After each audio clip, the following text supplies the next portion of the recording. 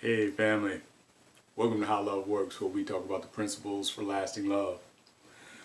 Well family, I got some questions for you today that's going to lead up to our discussion.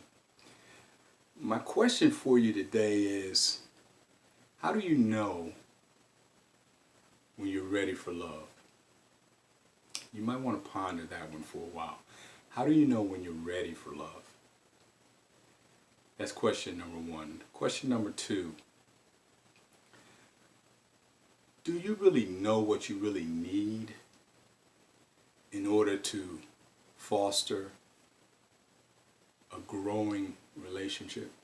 Do you know what you really need in order to foster a growing relationship? And number three, do you know why you're doing what you're doing in your relationships? Do you know why you're doing what you're doing in your relationships? Well, family, I asked those three questions primarily. Those are thought-provoking questions only because I want to talk to you today along these lines. I'm asking those three questions because I want to ask you this. Are you ready for love? That's what we're going to deal with today. Are you ready for love? I know today we live in a big world, and many of us never actually even left the continental United States, so we really don't really have a really good understanding on how large the world is. But our world within the United States seems to be nothing more than a tremendous struggle for most of us. And the results are, because of that struggle, we have done so many things to try to distract ourselves from dealing with all the struggles of life here in the United States. Sadly, many people have not been able to find the type of foundations necessary to build lasting love. And it's been, to my dismay, I've seen so many failed relationships that started out with such hope.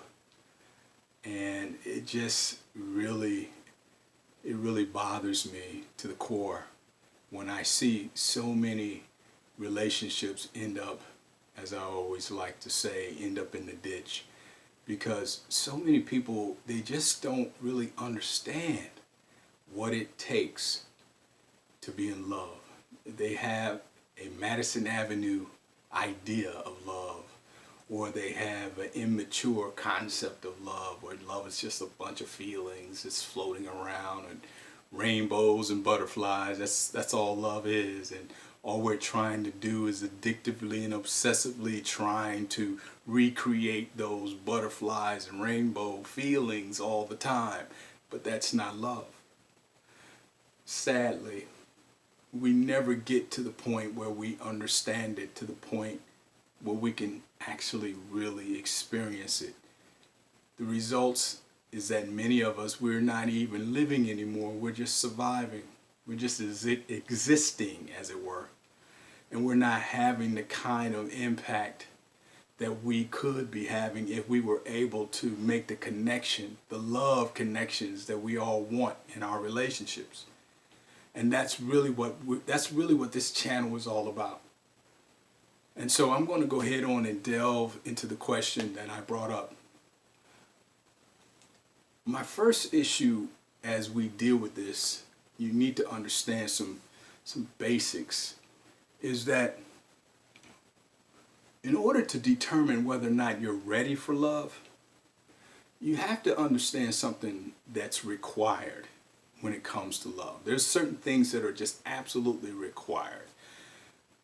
And the reason why many people are not really qualified, as it were, to love is because of these requirements. One of the requirements is that you have to understand that love is not something that's inherent.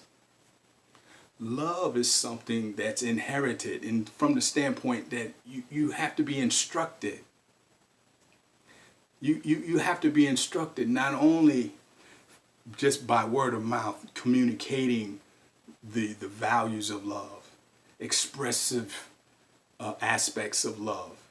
But you not only have that component, but you have to actually see it applied. You have to see it lived out in front of you. And that's how you learn how to love, by the actual discipling process, where you're being discipled through real life scenarios so that you can see how love expresses itself, and you can see the nobility of love, the dynamics of love, the dignity of love. If that's not something that you've experienced, you've actually lived through, then it's not likely you're really ready for love. And sadly, many people are in that category, especially in the African American community, because of the total dysfunction and the breakup of the family. The family is the microcosm of life itself. God started the world with a family, not the church. Though both are infinitely important, the family, as I said, is a foundational aspect of human life. And when we get that confused with pursuing success and pursuing academic success and pursuing financial success and all the other things that people make a big deal about, then we actually lose. Because if you don't start out with the original intent, the original plan, the original blueprint, then everything after that is going to be all confusing and all messed up. So first point, as I've already mentioned, you have to understand that it is very important that you first of all understand how to love. You need to see it, you need to experience it, and you need to apply it over a period of time. That's number one. Now, another problem that people obviously are having when it comes to the issue of are you ready for love is a lot of people have been initiated into the surrounding culture and all of the varying belief systems that are constantly being bombarded in the minds of the people, especially women.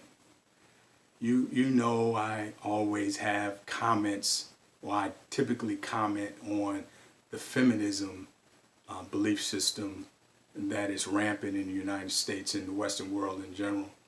And I typically deal with the outcome-based reality that they think is a truism, but it isn't. It's just a figment. It's just a vague philosophy that has no clothes. But the women by and large, they believe it. And so when they don't experience outcome equality, they have severe issues because of the expectations that come with the belief system. And so they have all kinds of issues. Those are the things that I'm talking about in terms of the initiation of what the culture is bringing to bear. Men have the same problem because men typically think that the size of their manhood is based or determined by the size of their manhood. Think about that one for a while. And they think that the pursuit of that pleasure, that temporary pleasure, is enough to give them some self-worth. I realize that there are a lot of brothers who have come out of dysfunctional families and have to deal with abandonment issues and had to deal with self-worth issues. They've had to deal with emasculation, which the society is constantly emasculating men, castrating them psychologically and emotionally, and even spiritually for that matter. And the results have been that men feel like they're losing control, and we have been trained as men, when we feel as though, or we perceive that we're losing control, our natural tendency is to take more control if we can. but it always backfires. And so really what we're doing is we're chasing our tails, or we're chasing after smoke. And we're not really dealing with the issues at hand. We're not dealing with the real issue. And the real issue is our desire to love and to be loved, and to find the fulfillment that comes with that love and that companionship that God gave us in the garden. Unfortunately, we think that if we can fulfill our temporary desires, that's enough. That's going to do it for us, and that's going to fulfill us. And that's what we're chasing. We're chasing the never-ending carrot, that's that insatiable desire. But one thing I've learned in my 50 plus years on the planet, it would have been nice if someone would have told me when I graduated high school and I went out into the world. It certainly would have been nice if someone would have clued me in on this climb, I guess I would say metaphorical climb that I would initiate once I left home.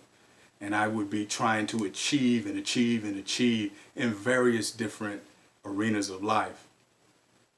And I'd be climbing that mountain. I wish someone would have said to me that when I got to the top of that mountain, there was nothing there. I wish someone would have told me that. I found out. And I'm here to tell you, brothers, whatever you're chasing, whether it be sex, money, whether it be power, it doesn't matter. If you're chasing that insatiable, unending, unyielding desire, because there is something that is yearning, there's a craving inside of you that has not been met. And there's things you've been trying to overcome as a result. And so you've been distracted by one of the big three: sex, money, or power. I'm here to tell you, brothers, if you get any of them, and many of you brothers know this, many of you brothers have been with many women, you're still not satisfied. You ought to ask yourself the question, why? Why are you doing what you're doing? Why? Why are you going from woman to woman to woman to woman? Obviously, you don't know what you're doing. You're not getting anywhere. You're not satisfying anything. So why are you doing it? It sounds like it's like a waste of your time and effort. Are you making an impact in your own life? Are you impacting her life? Are you making an impact in the culture, in the world? Are you going to leave a legacy by living a life of addicted, obsessive gluttony, sexual gluttony? I guess not. That's not going to do anything for you, right? Obviously, focused in those areas, the initiation of all of the things that the world are constantly, these illusions that they're providing us, they keep us from getting what we truly desire.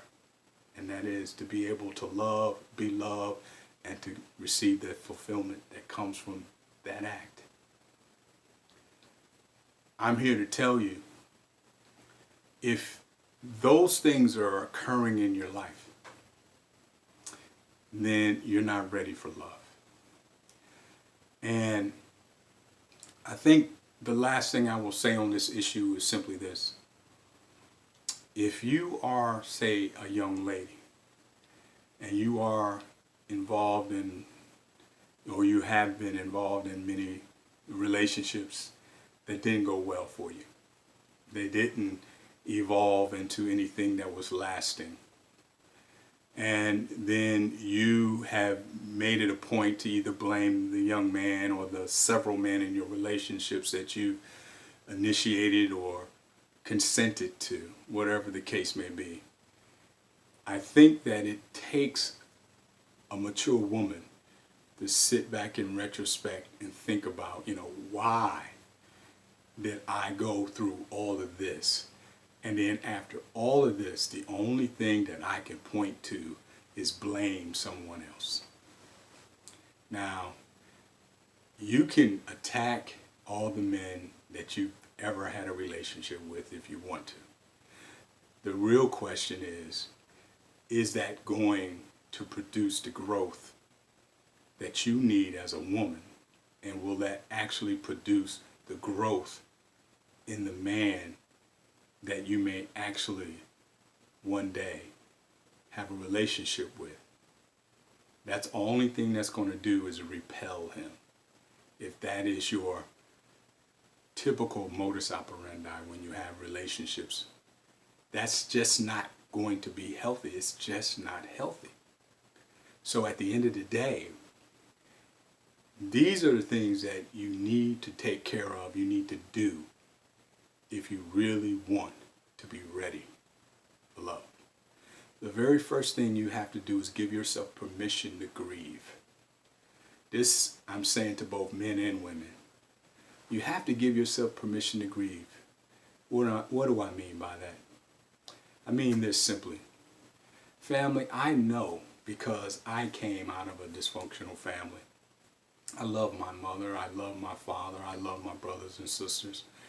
But I came out of a family that was not what you would call Ozzie and Harriet.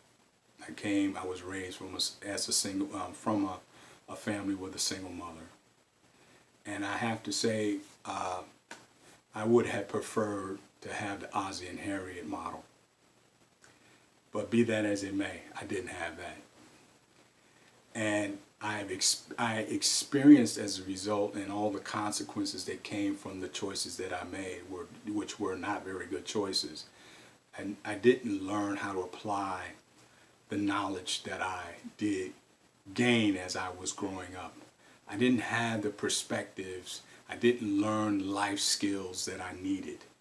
It took some years of struggle and then learning how to deal with my emotions. It took a little while for me to learn how to deal with my emotions rather than being afraid of them.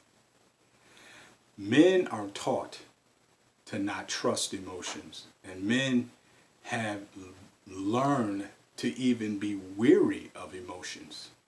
We think emotions are weak. But see, emotions are just as relevant and just as necessary as breathing oxygen every day. It's just part of being a man. It's just part of being human. It's just how we express those emotions and when we express those emotions. And a lot of brothers are struggling because of, as I said, not being able to grieve the abandonment issues that they face. Some brothers had to deal with the emasculating, might have had an emasculating mother in their life, castrated them since they were young. And they really have to deal with the loneliness that came from growing up. A lot of the problems of self-worth and not even having the ability to love because they never experienced it or saw it, because love is not a feeling. And then what happens, brothers, because they think their manhood is commensurate with their manhood, because that's what they learn from their peer group, because they never spent time with older men and took the time to learn how to be a man. Then what do typical men or young boys do who are growing up into manhood? They start trying to do the simple things. I'm going to take control of this woman's body. I'm going to take control of this woman's life. And I'm going to do whatever I want to do with it. In other words, you're just going to take from the woman. You're going to make yourself equal with God and just do whatever you want indiscriminately at her own expense. And you're going to be blind to it. And you're going to be deaf to it. But the sad part that you're not understanding is you're scarring your own heart and making it difficult for you to even receive love, much less give it. And this is the cycle that's constantly being played out in the African American community. So brothers, sisters, you have to give yourself the permission to grieve. You have to go through those steps. Don't be afraid of the emotions. You have to grieve. Because there are a lot of brothers, there's a lot of sisters who were hurt and they've never grieved that pain.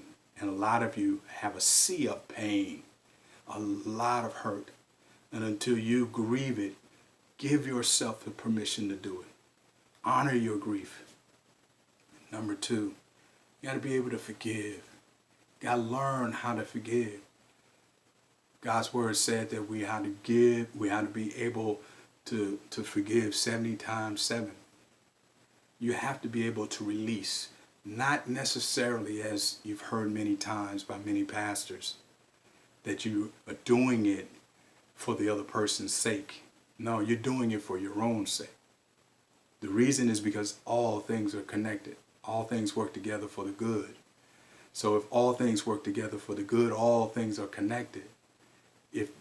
I'm saying all that to say this, is that since things are connected, what will happen is if you continue to hold on to things, you don't allow yourself to grieve, you won't forgive, you won't release, then what will happen is it will be an accumulation. And that accumulation will be so weighty on your life. It is a scar, and it will make it impossible for you to release, it will make it impossible for you to receive and to give love, which is your ultimate desire. That's my hope. And last but not least, you have to learn how to forgive yourself.